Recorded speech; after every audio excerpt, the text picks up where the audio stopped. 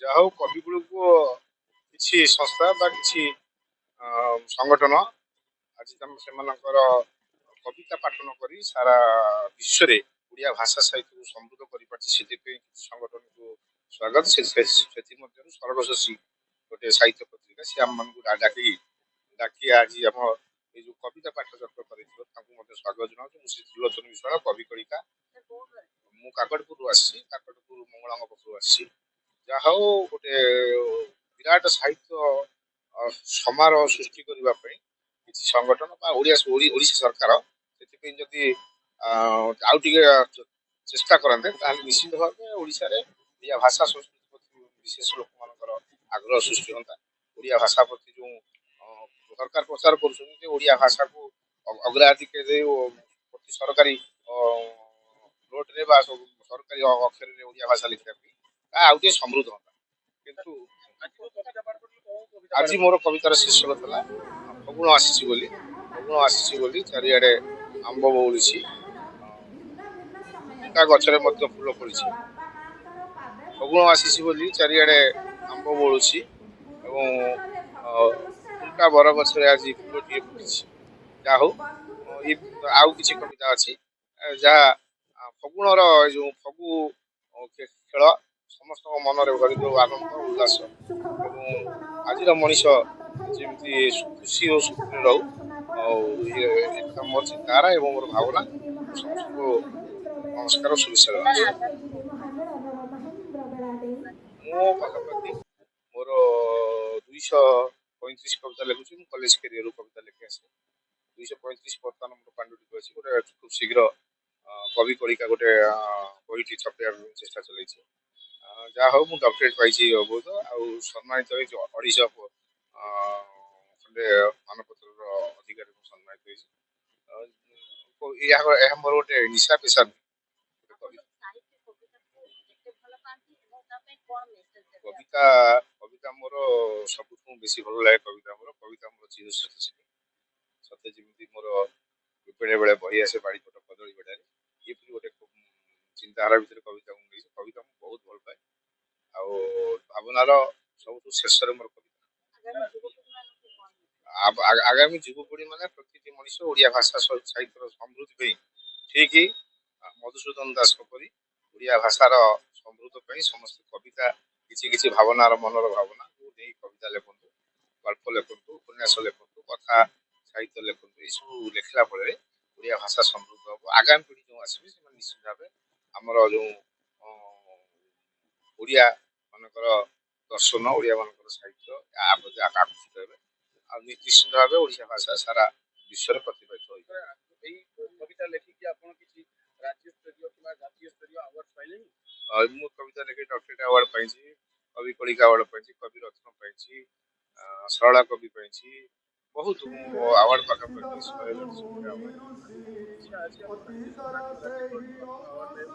ଅଛି। ତାପରେ ଆପ୍ଲାଏ ଚାଲିଛି 3 ବର୍ଷ ସରକାରଙ୍କ ଚିନ୍ତାଧାରା ଉପରେ କ'ଣ କରାଯାଏ। କବିତାର ଶୀର୍ଷକ ହଉଛି ଫଗୁଣ ଆସିଛି ବୋଲି।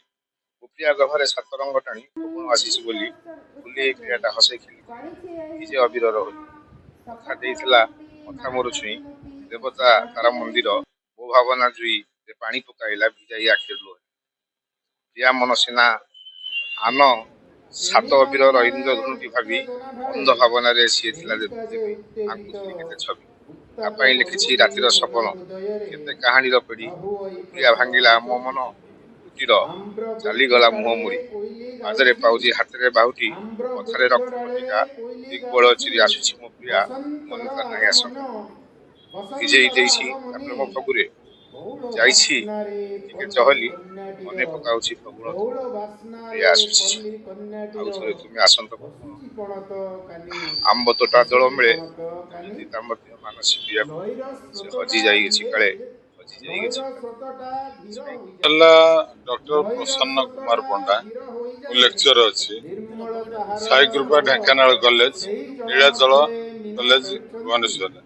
ସେହି ଜଳ ମଧ୍ୟରେ ମୀନ ଖେଳୁଛନ୍ତି ଜଣା ନ ପଡ଼ଇ ବେଳ ଜଣା ନ ପଡ଼ଇ। ବହୁତ ସୁନ୍ଦର କାର୍ଯ୍ୟକ୍ରମ ଶିଶୁ ପତ୍ରିକା ସରଗ ଶଶୀରୁ ହଉଥିଲା।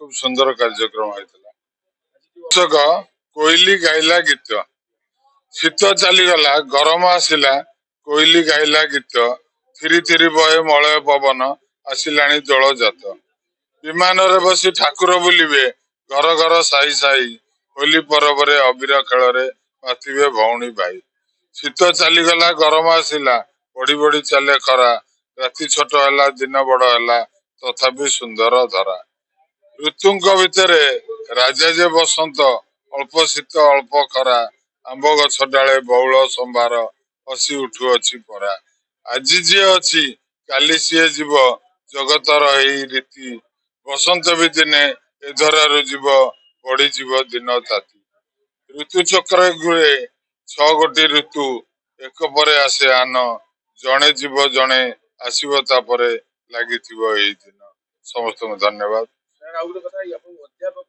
କହିବା ସଙ୍ଗେ ସଙ୍ଗେ କବିତା ଆଉ ଆପଣଙ୍କର ଏଇ ଯେ ଲେଖା ପ୍ଲସ୍ ଆପଣଙ୍କର ବହି ଲେଖା କେମିତି କଣ ଆପଣଙ୍କୁ ପସନ୍ଦ ଥିଲା ମାନେ କେତେ ଆଦୃତ ଲାଗୁଛି ଗୋଟେ ସମୟ ଥିଲା ମୁଁ ବହୁତ ଦୁଃଖରେ ଥିଲି ଭୁବନେଶ୍ୱରରେ ଏକୁଟିଆ ଥିଲି କିନ୍ତୁ ସେତେବେଳେ ମତେ ସାହିତ୍ୟ ବଞ୍ଚେଇଛି ପୁଣି ଆସିଲା କରୋନା ସମୟରେ 1.5 ବର୍ଷ ଆମ ରେସିଡେନ୍ସିଆଲ କଲେଜ ଲାଇନ ବନ୍ଦ ରହିଲା କିନ୍ତୁ ସେତେବେଳେ ବି ସାହିତ୍ୟ ବଞ୍ଚେଇଛି ତେଣୁ ସାହିତ୍ୟ ମଣିଷକୁ ବଞ୍ଚେଇ ରଖେ ସାହିତ୍ୟ ଜ୍ଞାନ ଦିଏ ତା ସାଙ୍ଗରେ ଧନ ଦିଏ ତା ସାଙ୍ଗରେ ସମ୍ମାନ ବି ଦିଏ ପ୍ରାୟ 500 ରୁ 600 କବିତା ଲେଖିଛି ଶିଶୁ କବିତା ଅବଶ୍ୟ 100 ଖଣ୍ଡେ ମୋର ମେନ୍ ହଉଛି ଗୀତି କବିତା ଉପରେ 3ଟି ପୁସ୍ତକ ବାହାରି ସାରିଛି ଆୱାର୍ଡ ପ୍ରାୟ 12-13ଟା ଆୱାର୍ଡ ପାଇଲେଣି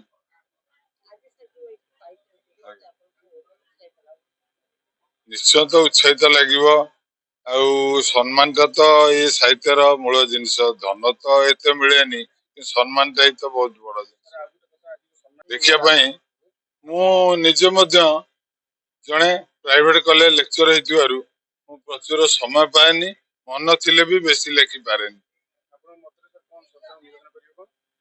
ସରକାରଙ୍କୁ ନିବେଦନ ଯୋଉଟା ସାହିତ୍ୟ ଉପରେ କଲେ ଖାଲି ହବନି ଯଦି ସରକାର ଯୋଉ ଦରମା ବୃଦ୍ଧି ରଖୁଛନ୍ତି ସେଟାକୁ ଯଦି ବନ୍ଦ କରିକି ସମସ୍ତଙ୍କ ପାଖରେ ସାମ୍ୟବାଦ ଆମର ଆସନ୍ତା ତାହେଲେ ସମସ୍ତେ ବି ସମାନ ହେଇପାରନ୍ତେ ଏବଂ ସମସ୍ତେ ଉତ୍ତମ ଲେଖକ ବି ହେଇପାରନ୍ତି ଯୋଉମାନେ ଲେଖନୀ ଚାଳନା କରୁଛନ୍ତି ମୋ ସମ୍ପାଦନାରେ ପ୍ରକାଶିତ ହେଇ ଆସୁଛି ତାର ମଧ୍ୟ ବାର୍ଷିକ ଉତ୍ସବ ହୁଏ କରୋନା ପାଇଁ 6 ବର୍ଷ ବନ୍ଦ ଥିଲା ଏ ବର୍ଷ ପ୍ରଥମ କରି ଆମେ ଆରମ୍ଭ କରିଛୁ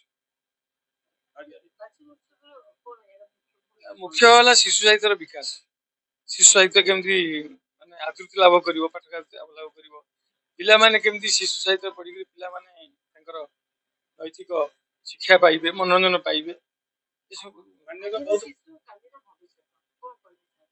ପିଲାମାନଙ୍କ ପାଇଁ ସାହିତ୍ୟ ଉପାଦେୟ ସାହିତ୍ୟ ପିଲାମାନଙ୍କୁ ବାଟ କଢାଏ ଭଲ ବାଟ ଦେଖାଏ ସାହିତ୍ୟ ପଢିକିରି ପିଲାମାନେ ବିଭିନ୍ନ ନିଜକୁ ବିଭିନ୍ନ ପରିପ୍ରେକ୍ଷୀରେ ଗଢନ୍ତି ତେଣୁ ସାହିତ୍ୟଟା ନିହାତି ଜରୁରୀ ପିଲା ପଢିବା ଦରକାର ଏବଂ ସାହିତ୍ୟ ଜରିଆରେ ପିଲାଙ୍କୁ ବହୁତ କିଛି କଥା କହିହୁଏ ଆଜି ଅତିଥି ଭାବରେ ଆସିଥିଲେ ବହୁତ ମାନ୍ୟଗଣ୍ୟ ଅତିଥି ମାନେ ଦାସବେନ ସାର୍ ପାଖରୁ ଆରମ୍ଭ ସମସ୍ତେ ଆସିଥିଲେ ସେମାନେ ଆପଣ ସର୍ଭିସ ଉପରେ କଣ କହିଲେ ଆଗକୁ ତ ବହୁତ ବିକାଶ କରାଯିବ ପିଲାମାନଙ୍କ ପାଇଁ ଆମେ କିଛି କାର୍ଯ୍ୟକ୍ରମ କରିବୁ ପିଲାମାନଙ୍କୁ ଏଥିରେ ସାମିଲ କରିବୁ ପିଲାମାନେ ସାମିଲ ହେବା ଦରକାର କାହିଁକିନା ପିଲା ହେଲେ ଏହାର ପାଠକ ଶିଶୁ ପତ୍ରିକାର ପାଠକ ହେଲେ ପିଲାମାନଙ୍କ ପାଇଁ ଆମେ ଲେଖୁଛୁ ପିଲାମାନେ ଆମ ସାହିତ୍ୟ ସହିତ ଯୋଡି ହେବା ଆବଶ୍ୟକ